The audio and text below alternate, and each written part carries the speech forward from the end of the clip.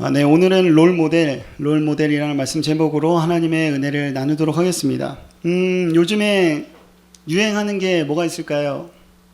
제가 유행을 한동안 진짜 잘 이렇게 민감했었던 적이 있었지만, 제 나이가 들수록 그닥 민감해지지 않아요. 제가 알 수 있는 가장 근접한 유행은 이거였습니다. 네, 그래요. 이걸 집에서 했는데 안 되더라고요. 네. 혹시 되시나요? 슬릭백? 집에서 해보는 사람. 몰래 해봤다. 다 한 번씩 유행이니까. 또 유행이 뭐가 있을까요? 잘 모르겠어요, 저는. 유행. 다 나이가 우리가 20대 초반인데 그렇습니다. 따라하고 싶은 유행은 잠시 반짝거리였다가 사라져요. 그렇죠. 슬릭백을 평생 할 수는 없잖아요. 그리고 뭐 헤어스타일도 평생 막 유행 맞춰서만 계속 살 수는 없고요. 저도 처음에는 가르마를 타지 않았습니다.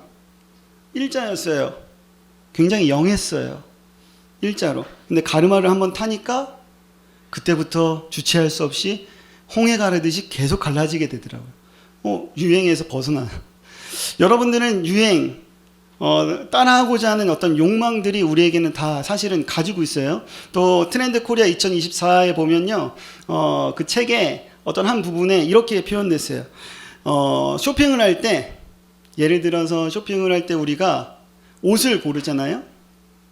그러면 이 옷 마음에 들어 해서 고를 때 마네킹이 입고 있는 옷 그대로를 사는 추세래요. 별 생각 없이. 저게 유행이고 딱 맞으니까 아무 생각 없이 사는 거죠. 왜 이렇게 됐을까?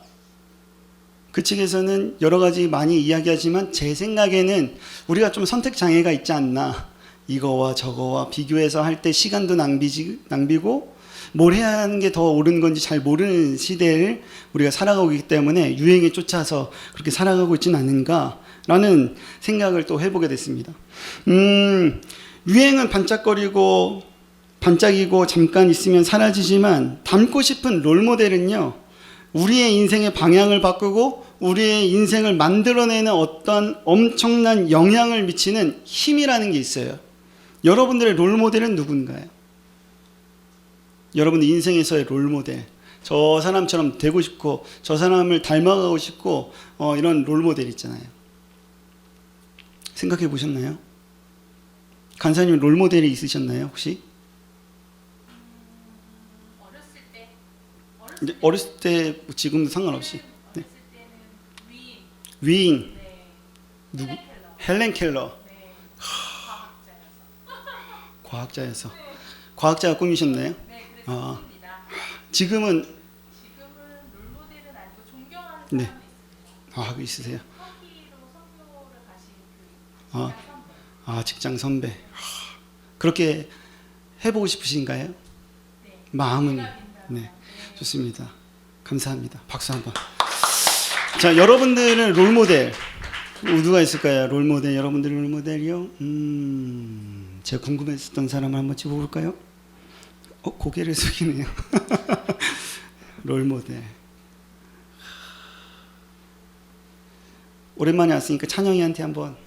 찬영아, 롤모델이 혹시 있니? 생각해 본 적이 없어요. 지금 이제 생각해 보세요. 롤모델이 있는지. 저는 이게 사역할 때 롤모델이 있었습니다. 어떤 분이셨냐면, 제가 제 모교회에 전도사님으로 오셨다가 지금은 그 모교회에 담임 목사님으로 계시는 분이신데요. 거기서 제가 학생 때였는데 그분 보면, 그때 전도사님을 보면 다 잘하셨어요. 너무 완벽하게. 설교도 너무 잘하시고 찬양인도도 너무 잘하시고 악기도 다 할 줄 알고 나도 저렇게 되고 싶다 이런 생각을 막연하게 가졌었던 적이 있습니다. 지금도 좀 약간 가지고는 있는데 저는 저의 색깔대로 그분은 그분의 색깔대로 하는 게 맞겠다라는 생각을 가지고는 있어요. 또 아빠로서 가장으로서의 롤모델도 사실은 이렇게 생각해 본 적은 사실상 없지만 생각해 보면 여러분들 다 아는 션이나 막 그런 사람들 있잖아요. 되고 싶은데 안 돼요. 되게 힘들더라고요. 할 수 없어요. 아빠로서도 타블로처럼 이렇게 그런 친근한 될까 되게 많이 고민하게 되어지는, 이게 롤모델을 이렇게 찾다 보면 사람들은요 엄청난 사람을 존경하고 닮고 싶어 하는 것 같더라고요. 특별히 나이가 어리면 어릴수록 어떤 위대한 사람을 좋아해요. 정말 저 사람 진짜 위대하다, 와 최고다, 그런 사람을 좋아하는데 점점 나이가 들고 크면서 엄청나게 위대한 사람을 존경하기보다는 이런 사람을 존경하고 닮고 싶어지게 되는 거예요. 어떤 사람이냐면요, 무언가 특별하고 위대한 사람이 아니라 시련과 역경을 극복한 나와 크게 차이가 나지 않는 그런 사람을 롤모델 삼게 되더라고요. 나이가 30이 되고 40이 되고 하면. 오늘 본문에서는요, 우리와 같이 어떤 롤모델을 세운 한 여자가 등장합니다. 그 여자의 이야기를 잠시 한번 듣고 설교를 이어서 가도록 하겠습니다.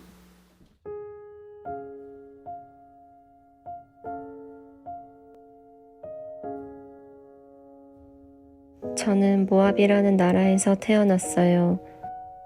어느 날 베들레헴에서 한 가족이 이사를 왔다는 소식을 들었죠. 베들레헴이라는 곳에 가뭄이 심해서 여기까지 온 가족들이었어요.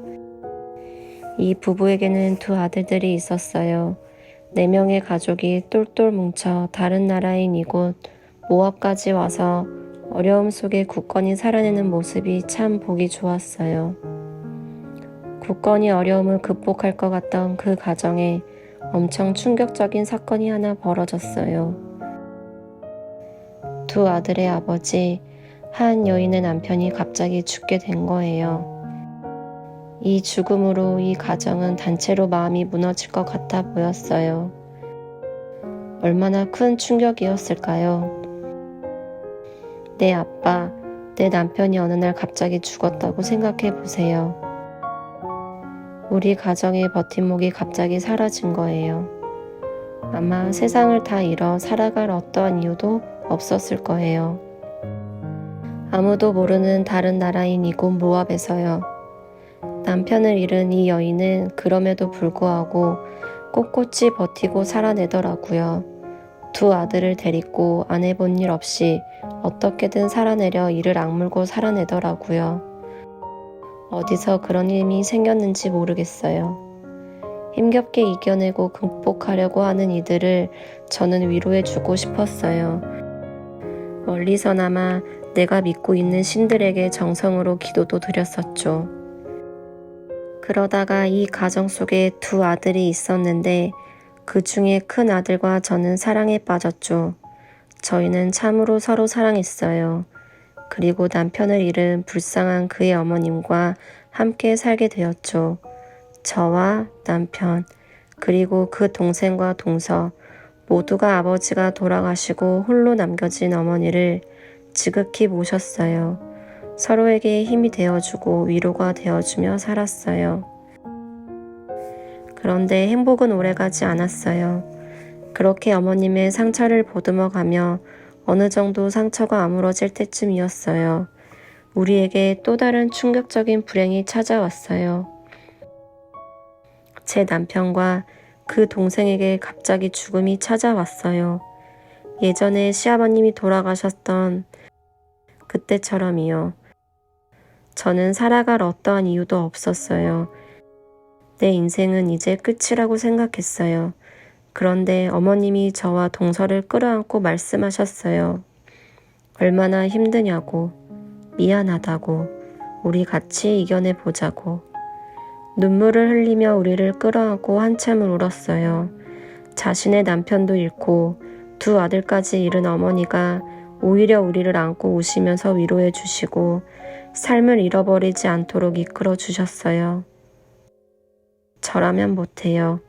저는 남편을 잃고 내 가족 모두를 잃었다면 미쳐버렸을지도 몰라요. 남편을 잃은 지금도 이렇게 힘든데 어떻게 누군가를 오히려 위로해 줄 수 있었을까요? 시어머님은 곧 우리에게 자신의 고향 베들레헴으로 내려가자고 말씀하셨어요. 어머니와 저, 동서 이렇게 여자 3명이서는 경제적인 어려움도 우리의 마음도 더 이상 이곳에서는 버틸 수 없다는 사실을 잘 알고 있었어요. 그래서 우리는 다음날 짐을 챙겨 베들레헴으로 향했어요. 이곳은 더 이상 우리에게는 어떠한 소망도 희망도 사라진 오직 슬픔과 좌절로 가득 찬 곳이었거든요. 모압 어디를 가든 우리를 따라온 것은 오직 슬픔과 좌절, 저주받은 느낌뿐이었어요. 그렇게 터덜터덜 베들레헴을 향해 가던 어느 날이었어요. 시어머님이 저와 동서를 세우시더니 진지한 눈빛으로 이렇게 말씀하셨어요. 이제 더 이상 나와 함께 있지 말고 너희 나라에 다시 돌아가서 우리 아들들보다 더 좋은 남편을 만나 더 행복하게 살아라. 내가 저주받아서 너희까지 고생이구나. 미안하다. 너무 내 생각만 해서 너희의 인생을 다 헤아리지 못했구나. 너희가 더욱 행복하게 살도록 기도하며 축복하마. 그동안 이 못난 시애미를 돌보고 사랑해줘서 너무 고마웠다. 그 이야기를 듣고 우리 셋은 서로를 끌어안고 꺼이꺼이 목 놓아 한참을 울었어요. 서로의 아픔을 너무나도 잘 알아서였을까요? 눈물이 멈추지 않는 거예요. 어머님의 마음이 내 마음 같았어요. 그렇게 한참을 서로 껴안고 울었어요. 동서는 결심을 했는지 어머님께 인사를 하고 다시 모압으로 돌아갔어요. 그리고 이제 저와 어머님만 남았죠. 어머님의 눈을 바라보았어요. 한없이 깊은 그 눈동자에 슬픔으로 가득 차 있었어요. 저는 더 이상 어머님을 떠날 수가 없었어요. 이제 저도 우리 시어머님과 같은 인생이었거든요. 예전에 시아버님이 돌아가셨을 때 강건히 이겨낸 그 어머님이요. 그런데 저는 혼자 그렇게 어머님처럼 못해요. 이미 무너질 대로 무너진 내 밑바닥 인생을 버티고 일어서지 못해요.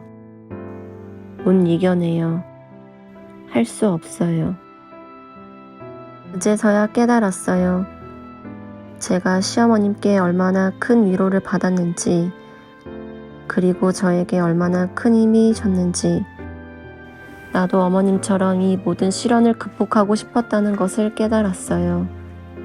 어머님이 하나님을 의지하고 믿음으로 이 모든 시련을 극복하셨다면 저도 그렇게 하고 싶었어요.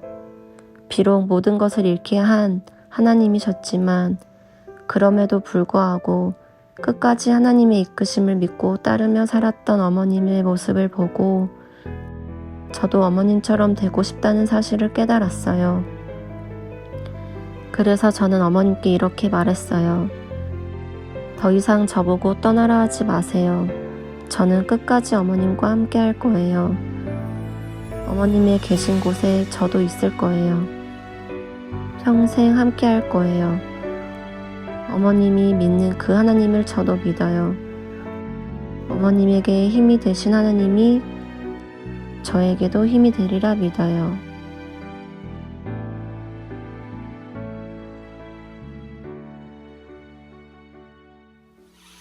우리가 여기서 아주 중요하게 중점적으로 봐야 할 포인트가 있어요. 그것이 어디냐면 며느리인 룻이 시어머님인 나오미를 통해서 하나님을 바라보고 있다라는 점이에요. 오늘 16절을 함께 룻의 마음으로 이렇게 고백해 봅시다. 시작. 룻이 이르되 내게 어머니를 떠나며 어머니를 따르지 말고 돌아가라 강권하지 마옵소서. 어머니께서 가시는 곳에 나도 가고 어머니께서 머무시는 곳에서 나도 머물겠나이다. 어머니의 백성이 나의 백성이 되고 어머니의 하나님이 나의 하나님이 되시리니. 아멘. 룻이라는 이 여자는 모압이라는 곳에서 여러 신들을 섬기며 평생을 살았었습니다. 그런데 나오미라는 이 시어머님을 만나면서 어머님을 통해서 하나님을 바라보게 되었어요. 시어머니 나오미가 자신의 남편이 죽고 더불어 자신의 두 아들들 죽고 자신의 가족 모두가 사라진 이 세상에서 이제 자신의 삶을 포기하지 않고 세상을 원망하지 않고 우울감에 빠져 허우적거리지 않고 하나님을 원망하지 않고 이 모든 상황을 이겨낸 그 힘이 어디에 있었는가? 하나님이 베들레헴에 흉년을 주지 않았었더라면, 하나님이 모압이라는 나라에 이들을 보내지 않았었더라면, 하나님이 자신의 남편 엘리멜렉을 죽게 하지 않았었더라면, 하나님이 자신의 사랑하는 아들 기련과 말론을 죽이지도 않았었더라면 하는 생각을 아마 이 나옴이라는 이 늙은 여인은 생각해 보지 않았을까 싶어요. 그럼에도 불구하고 끝까지 하나님의 인도하심을 의지한 채, 그럼에도 하나님을 포기하지 않고 의지한 채 다시 어디로 돌아가냐면 소망의 땅이었었던 베들레헴을 향하여 나아가는 모습을 이 롯이라는 여자는 곁에서 보게 되었어요. 나오미는 자신의 삶의 주인이신 하나님의 인도하심과 계획하심과 일하심에 대하여 믿음으로 순종했어요. 이걸 더 피부로 와닿는 표현을 생각해 보자면 이거더라고요. 지금 닥쳐온 모든 상황을 온 마음과 온 몸으로 부딪히는 거예요. 그리고 그거를 다 흡수하고 받아들였어요. 그 모습을 옆에서 룻이 보았던 거예요. 룻의 입장에서 충분히 자신의 삶을 이렇게 만든 하나님이 원망스럽고 욕하고 싶고 모든 것을 포기하고 싶었지만 이 모든 것을 이겨낸 시어머님을 보고 나오미가 그럼에도 하나님을 의지하는 이 믿음을 통해서 하나님의 살아계심을 맛보게 되었고, 나오미를 롤모델처럼 그렇게 자신도 하나님을 믿고자 했어요. 오늘 말씀을 우리의 삶에서 좀 적용해봤으면 참 좋겠다 싶습니다. 그리고 저는 저의 삶에서도 참 적용해보면 참 좋겠다 싶으면서 이런 마음과 이런 생각을 여러분들과 함께 공유했으면 좋겠어요. 제가요, 사역하면서 가장 듣고 싶은 말이 있어요. 뭘까요? 1번 잘생겼어요, 2번 멋져요, 3번 끝내줘요. 뭘까요? 보기 말고 다 듣고 싶은. 어떤 거요? 끝내줘요? 빨리 끝내줘요? 제가 사역하면서, 제가 2007년부터 사역하면서 제 마음속 한켠에 이 말을 꼭 듣고 싶은 게 있었더라고요. 저는 이 설교를 준비하면서 이제 그 마음이 이거였구나라는 생각이 들게 되었는데, 뭐였냐면 이거였어요. 저도 전도사님처럼 될래요. 이거였거든요. 하나님을 전도사님처럼 믿고 싶어요. 그러면서 전도사님을 보니까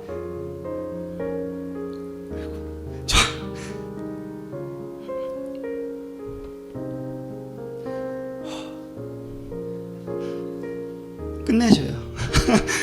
전사님을 보니까 정말 하나님이 있는 것 같아요. 네. 왜 눈물이 나는지 모르겠네.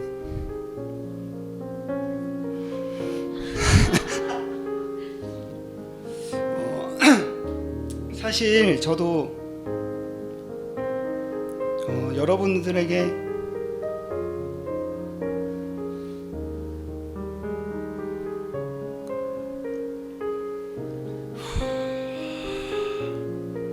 커피를 마셔요.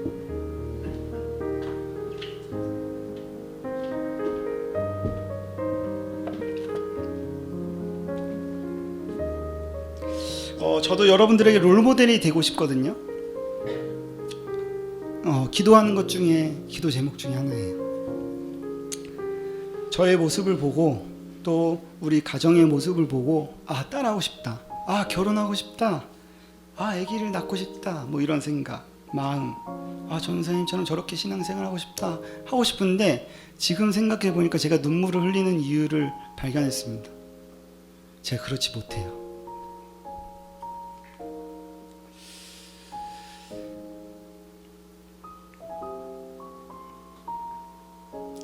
여러분들도 잘 알다시피 저희 가정에 그렇게 꿈꾸고 기대했었던 한 생명이 찾아왔었어요. 태명이 소망이었거든요. 알죠? 늘 이제 설교 때마다 얘기했으니까 네, 임신 초기 12주까지 조심해야 돼요, 여러분. 조심해야 되는데 조심해서 잘 넘겼는데 임신 중반기는 좀 안정기거든요. 중반기에 하나님이 소망이를 하늘로 데려가셨어요. 그래서 저와 아내, 우리 가정에는 엄청난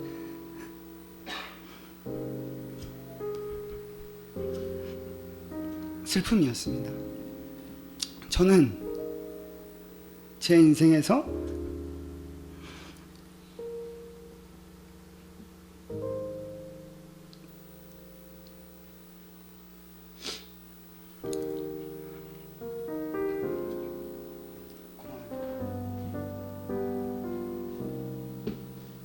마침 콧물이 날 뻔했어요.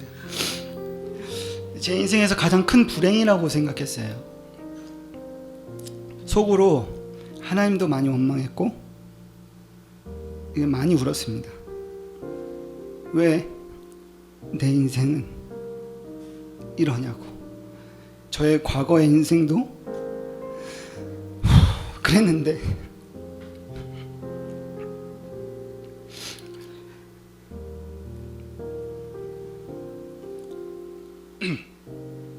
왜 지금도 이렇게 슬픔으로만 가득하게 만드냐고 원망했어요. 그냥 모든 것을 포기하고 싶을 만큼, 그래 하나님도 포기하고 싶을 만큼, 믿음도 저버리고 싶을 만큼의 어떤 아픔이었습니다. 그리고 속으로 생각했어요. 사랑의 하나님이라면서, 생명의 하나님이라면서, 그런 분이 나를 사랑하신다면서. 그런데 이 모든 것을 이겨낼 수 있는 힘이 있더라고요, 저한테. 이 힘이 제 어떤 목회관이고 제 신앙관이거든요. 이거였습니다. 제 목회관과 신앙관으로 이것을 믿는 믿음으로 이 모든 어려움과 힘듦을 이겨낼 수 있었어요. 그건 뭐냐면요, 여기 나와 있을 거예요. 하나님은 우리에게 가장 선한 것을 주시는 분이시다. 가장 완벽한 하나님의 타이밍에 선한 것을 주신다. 내가 모든 것을 계획할지라도 그 걸음을 인도하시는 분은 하나님이시다. 너무 아이러니했습니다. 그러한 하나님은 우리 가정에, 내 인생에 늘 어려움만, 늘 슬픔만, 분노만 주셨던 것처럼 보였거든요. 그런데요, 하나님은 저에게 주신 이 어려움과 슬픔, 분노를 사용하시더라고요. 하나님의 방법으로요. 그것을 이겨내게 하셔서 먼저 경험한 어려움, 먼저 경험한 슬픔과 분노를 통해서 다른 영혼을 살리고 위로하고 안아주도록 하셨어요. 지금 오늘 성경에 등장한 이 늙은 여인인 나오미처럼요. 이게 제 인생의 가장 큰 축복이라는 사실을 이제 저는 믿습니다. 나를 통해서, 내 인생을 통해서, 내 처절한 슬픔과 고난과 역경을 통해서 하나님은 다른 영혼을 세우신다는 사실을요. 그리고 나오미가 소망의 땅인 베들레헴으로 다시 돌아가는 것처럼, 이 베들레헴이라는 지명의 이름의 뜻은 빵집이라는 뜻이거든요. 이 빵집이라는 흉년 속에서 풍요로 다시 돌아가도록 인도하시는 것처럼 저에게도 하나님의 나라, 풍성한 그 하나님의 통치가 이루어지는 나라로 돌아가도록 인도하시고 있다는 사실을 저는 믿어요. 저는 저의 인생을 통해서 누군가가 위로를 얻고 소망을 가지고 더 나아가서 하나님을 믿었으면 좋겠어요. 저는 하나님을 드러내는 인생을 사는 중이거든요. 앞으로 끊임없이 저와 제 아내와 제 딸을 통해서, 우리 가정을 통해서 분명히 하나님이 드러날 거예요. 사랑하는 여러분, 고난과 어려움, 슬픔과 분노, 환난과 좌절이 가득 차 있는 인생을 혹시 여러분들이 지금 살아가고 계신가요? 지금 여러분이 하나님을 믿는 믿음으로 슬픔과 분노, 환난, 좌절조차 하나님이 사용하시는 인생이 나의 인생이라는 것이 이제 드러내지는 때인 거예요. 여러분이 이제 다른 사람의 롤모델이 되어주셨으면 좋겠어요. 믿음의 롤모델이 돼서 이제 그렇게 살아주세요.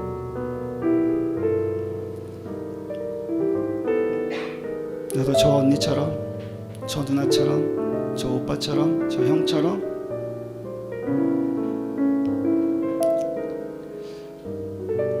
그렇게 믿음으로 살아야지. 여러분의 힘듦과 고난을 믿음으로 이겨냈을 때 그 모습을 바라보고 누군가는 하나님을 믿게 되어집니다.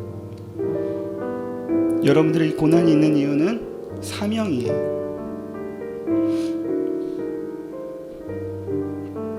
우리 이것 하나 가슴에 새기며 말씀을 마무리 지었으면 좋겠습니다.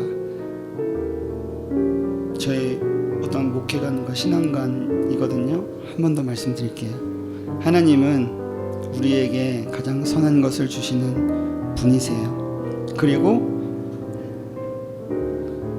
가장 완벽한 타이밍에 그 선한 것을 우리에게 주세요. 내가 모든 것을 다 계획해 놓을지라도 나의 걸음을 인도하시고 나를 이끌어 가시는 분은 하나님이라는 사실이에요. 여러분들 고난이 있을 때 그럼에도 불구하고 하나님을 믿으시길 소망합니다. 여러분들 힘듦이 있을 때 그럼에도 불구하고 하나님을 의지하기를 소망합니다. 고난은 여러분들의 삶의 사명이에요.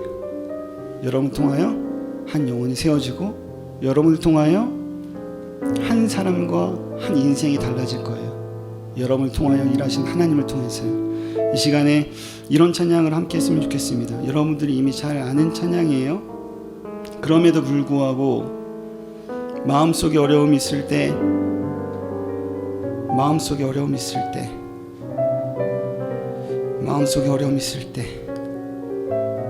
주님 내게 먼저 오사 내 마음을 만지고 주님 앞에 나올 수 없을 때 주님 앞에 나올 수 없을 때 주님이 날 먼저 안으시네. 하나님 그럼에도 불구하고 날 사랑하시는데 하나님의 사랑은 나의 모든 것을 덮고 그럼에도 불구하고 날 안아주시는데 하나님을 부를 때 아버지라 부르죠. 나오미와 룻이 얼마나 하나님 원망하셨을까요? 그 모습을 보고서도 하나님 그들을 떠나지 않으셨어요. 오히려 그것을 사용하셔서 그들에게 하나님이 살아있음을 드러나게 해주셨습니다. 우리가 오늘 이 말씀을 통하여 또한 이 찬양을 함께 고백하고 기도함을 통하여 여러분들의 인생과 삶이 누군가의 롤모델이 될 수 있다는 사실을 품고 소망을 가지고 지금의 어려움과 분노와 좌절 앞에 소망을 품고 살아가는 우리가 되어지기를 간절히 소망합니다. 함께 그 마음으로 찬양하도록 하겠습니다.